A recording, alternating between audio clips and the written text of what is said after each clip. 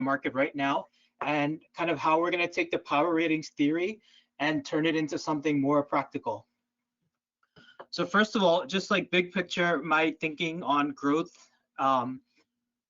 Growth, to me, it means innovation. And like Steve was talking about, it's often where we find the biggest returns because it's the things that we change how we live and do business. But it's also where we have the most risk. And we kind of lived through this the last few weeks. We've had these 30 to 50% corrections in some of like, all the retail favorites, the SPACs, the EV stocks, cannabis, and then even the cryptocurrency miners in the past couple of weeks. So this is kind of like, the duality of growth investing, where the best stocks of all time are all growth stocks, but most growth strategies are among the worst performing strategies.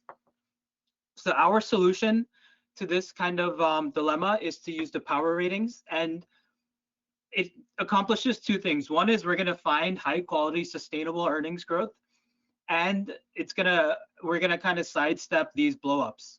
So, and I think it's kind of proven itself in the last few months. It wasn't bullish on like the frothy stuff, and this areas that it's been bullish on, they've kind of continued to trend higher. So the first kind of approach we're going to have is we want to identify the market leaders. So these are the stocks with the largest market share, the biggest margins, and they have kind of these like deep moats around their business. So, obviously, these are kind of, it's like Google with search, Amazon with e-commerce. The problem is that they're often overvalued and you don't get good entry points. But we want to monitor them for good entry points during corrections or long periods of sideways trading.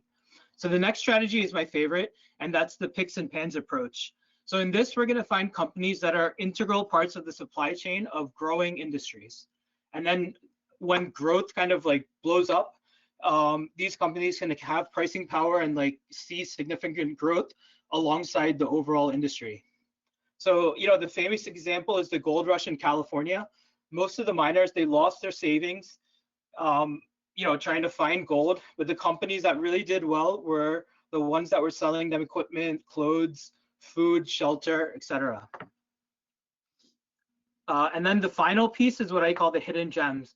These are more of the under the radar growth stories that aren't on Wall Street's radars, or most investors aren't paying attention to them.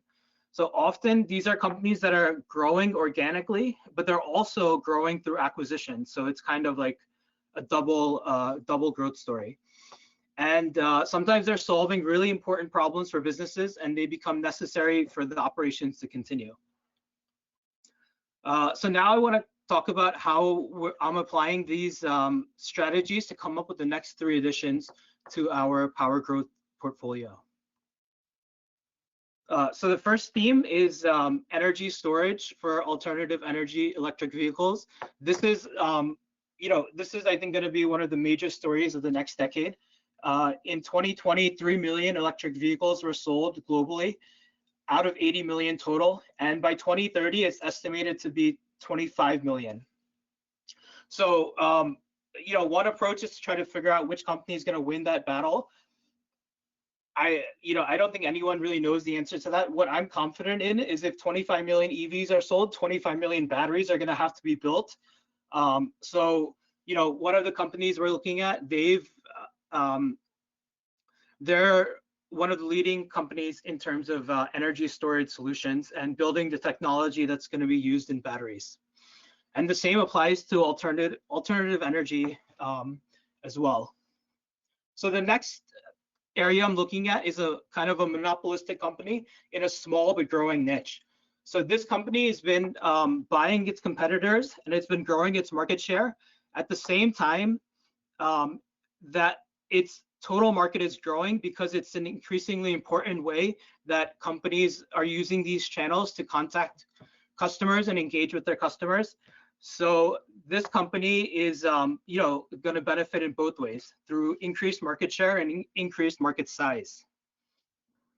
And my final addition is a market leader company. So this is kind of available at a 25% discount, which is making it an actually attractive valuation point, which you don't actually find in these types of market leaders. And in terms of the growth angle, we have it's a leader in cloud computing, logistics, and B2B e-commerce. And it's in terms of future growth industries, it's making significant investments in AI and fintech. So it has a chance to be a leader in these industries as well. All right, I'm going to pick it up from there. I'll hand it back to you. Yeah, great job, Jiminy. And so yeah, these three picks